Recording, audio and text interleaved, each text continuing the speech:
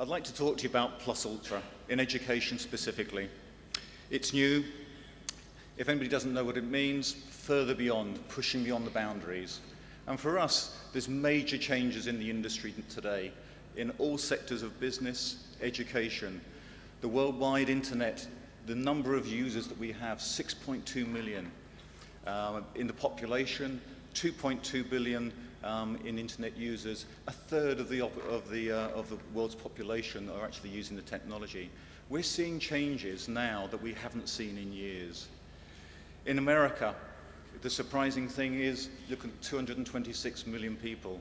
If you look at Asia, 825 million people have got connections there. And of course in Africa, 110. We've got to expand it. It's important, it's happening, changes are happening now faster than we've seen them happen before. So when we look at the African population, there's room, as I said, for expansion, there's opportunities. We're 14% of the world population here, but we've only got 5.6 of the 5.6% of users. So opportunities for change, opportunities to share information. Knowledge is power. We live in a connected world. Things are changing so quickly, we have to move quickly. We've got to take advantage of the situation. So, what sort of things are happening? Where are we seeing changes? Look at Facebook. We've heard it mentioned already this evening. Social media. Unbelievable. 661 million active users worldwide on this, and a third of all internet users.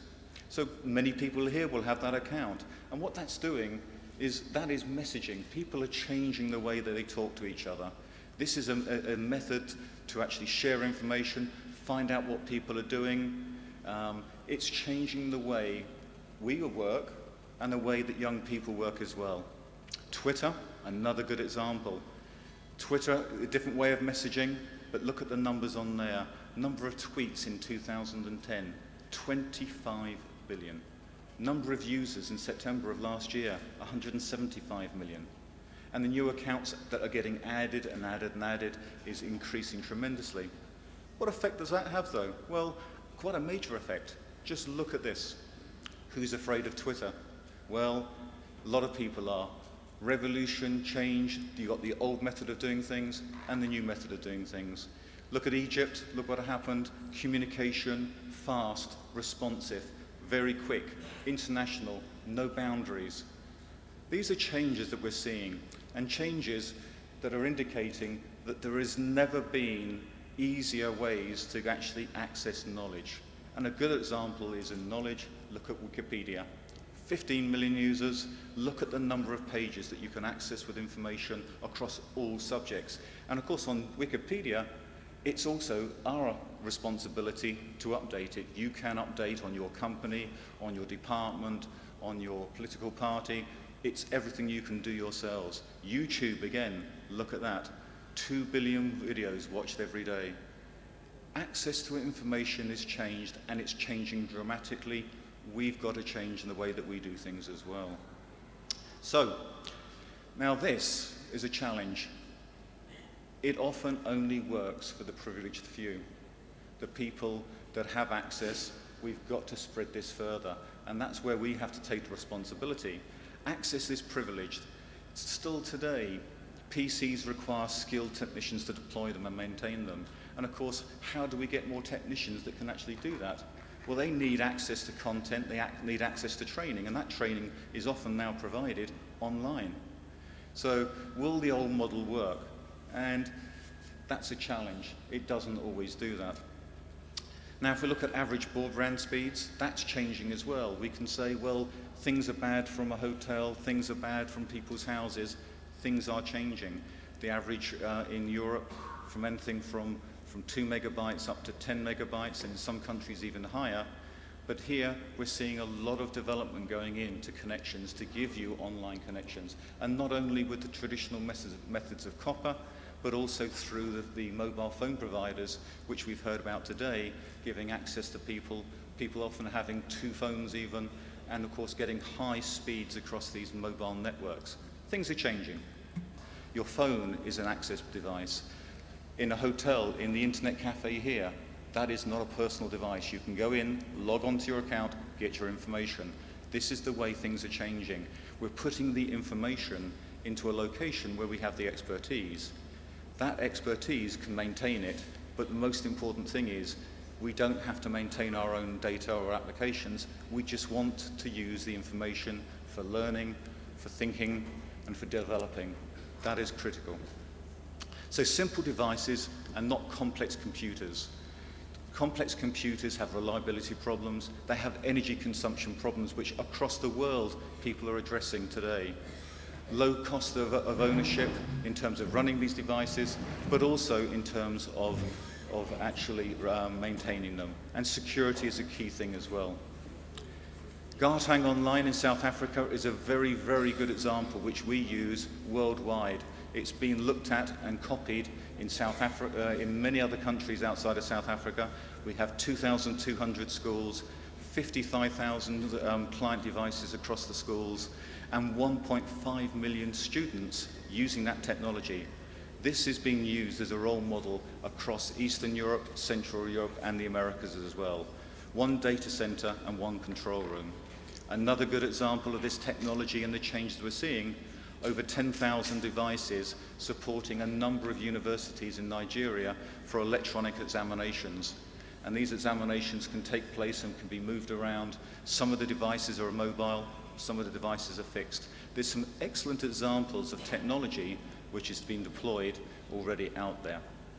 Plus Ultra, going further than beyond. Now tonight, I'm standing in for our Chief Executive who unfortunately couldn't come here. He drives his management teams. I'm sure you're all driven as well, whether we're in politics or education, we're all driven to achieve and achieve further. He does that to us. I'd like to leave you with a message from Tarkan Mana, our Chief Executive.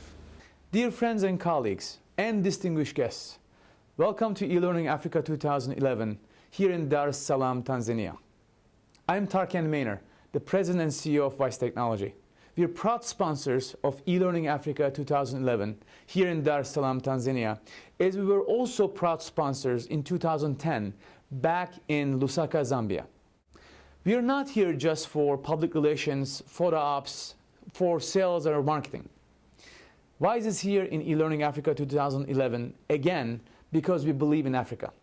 We believe Africa is the next frontier. In economic, social, political, and educational development and innovation, we believe we need better technology.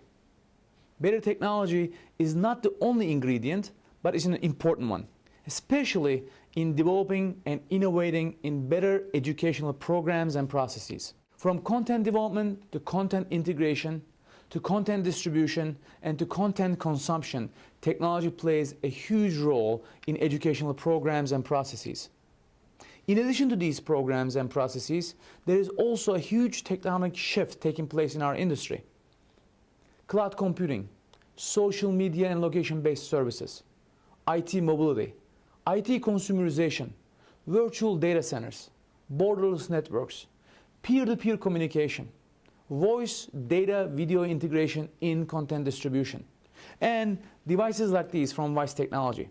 Zero clients, requiring under 2 watts versus a fat PC requiring 300 watts. Complete green solutions under $50 now, delivering better content in terms of voice, data, video to students everywhere. Wyse has been in Africa for many, many years. As a matter of fact, we celebrated our 30th birth year. We've been in Africa nearly 30 years, in many different countries in Africa. From Kenya to South Africa, Ghana, Morocco, Egypt, Wyse deployed many cloud client computing solutions for educational programs and processes at the city level, state level, country level. At eLearning Africa 2011, we are here to get to know you better.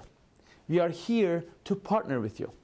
Regardless of the fact that you might be a student, teacher, government official, or an IT player, we are here to partner with you.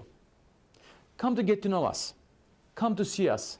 Stop by at our booth at eLearning Africa 2011 here in Dar es Salaam, Tanzania. If you do not have the chance to visit our booth, please come see us at our website, wyse.com. In that context, we thank you for the time that you invest in us. As you say in Tanzania, Mungu ibariki Africa. We look forward to partnering with you in 2011 and beyond. Thank you. Thank you.